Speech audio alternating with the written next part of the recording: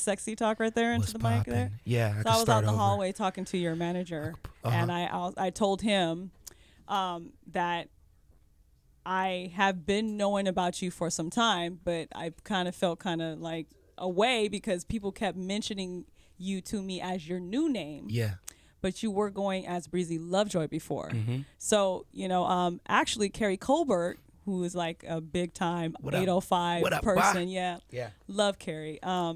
He actually introduced me to you. Like you have an older project. It Mm-hmm. was, I can't remember the name of it. OBE? It was really colorful on the front Yeah, of it. yeah, I good have it in artwork. my car. Remember, Yeah. I rode with that for a little while. So, Mm-hmm. big ups on that. So, what made you decide to change your name and stuff? I was going through some transitional things. I had a family, my son, my wife. Mm-hmm. I had a whole period of time where I was recording music for like 6 months straight.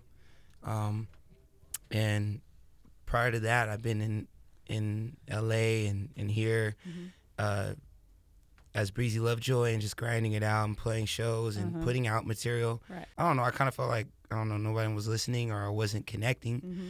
And so my mentor at the time was like, why don't you just get in a room and just lab out and really try to hone in on, maybe a sound that you want to try to develop. Mm-hmm. And before that, I had kind of been going back and forth with rapping and singing and wasn't really confident in all the way in singing. And so in that process, I really devoted time to developing my vocal and my production, raising my son and going through all these different things with my family. And so after I came out of that, I wanted my name to reflect that. And I didn't really want to go by any kind of moniker. So I just went by my last name and my middle name. Mm-hmm.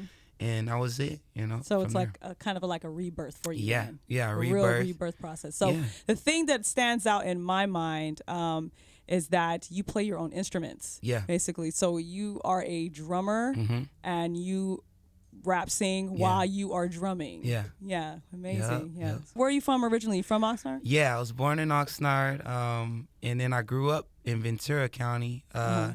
I went to high school and middle school in Ventura, and then I kind of bounced around because after high school I lived in Oxnard for a little bit, and then back to Ventura, and so it's kind of crazy. After high school, things got kind of hectic for me, so I can imagine. You stand out. You're not like everybody else that just kind of fits this mold. Yeah. So it's tough just, keeping your identity and staying true to yourself. Totally. We talked about that earlier. I think there's pros and cons about it, but I feel like a large part of my career as an artist has been from an outside perspective.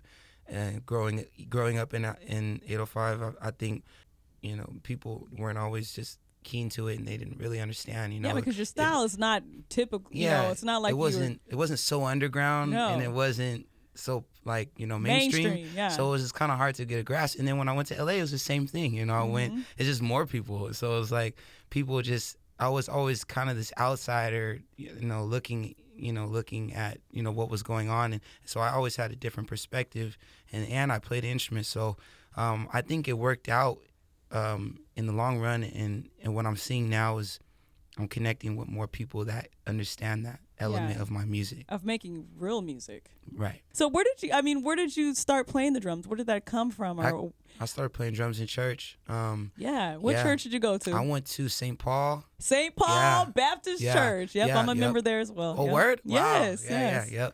Yeah, that's pretty much where I grew up playing. I went to another church called Evangelistic too. That's where I actually started in Wainimi, and then later went to St. Paul and played there for years.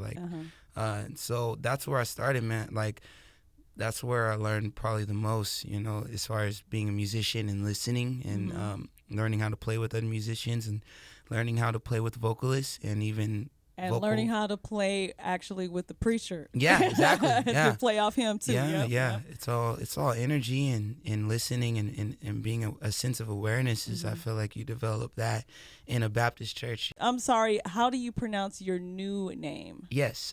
So it's Anderson. I like to say Anderson Paak. It's the last name is actually pronounced Paak. It's Korean. My mom was born in Seoul, Korea, and it was supposed to be Park with an R, but somewhere along the lines it got mixed up in the adoption papers. So I recently found that out, and after I found that out, I was like, oh, well then if it's not even supposed to be like that, I'm gonna just pronounce it how I want. Yeah, so I like to pronounce it Anderson Paak, and then it doesn't get mixed up with like Anderson Pot or different things like that. Yeah, and it's kind of, it feels more like a pack, like a family, and that's pretty much what I have with my family and my band, the Free Nationals, and so that's pretty much. So what's the project then? The project is Venice. Yes, it's fairly. I mean, it's been out for maybe like 2 months. We just toured, did Europe and did the U.S. and then did the Enter the Void tour with Jhené Aiko, and we just been promoting it, doing videos. I'll plan on doing a video for every song.